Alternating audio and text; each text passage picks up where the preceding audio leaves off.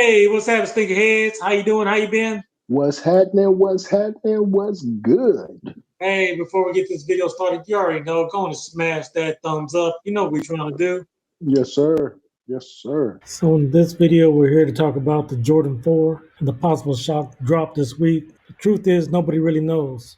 But what we do know is the Jordan 4 has released several times, starting off in 1989, first came out. Second time it was released was 1999. Third time it was released was 2008. The next time it was released was 2012. The last time it was released was in 2019. Now, what's strange about all this, like these shoes have been dropping on a different month and day every single time that they did release. Let's start back off with the first original, the OGs. They came out 1989 in January the 1st, 1989. However, this is kind of misleading. Sneaker Files has the date of release February 1989, while StockX has them coming out in January. So this is a discrepancy. Can't seem to find the official date that the originals came out. If you do know, let me know down in the comments, sneakerheads. So the 1999 came out in May 5th, 1999. But that doesn't match up with this February release. Next, we have the 2008 pair came out on July 19th. So again, this date doesn't match up with February 17th. So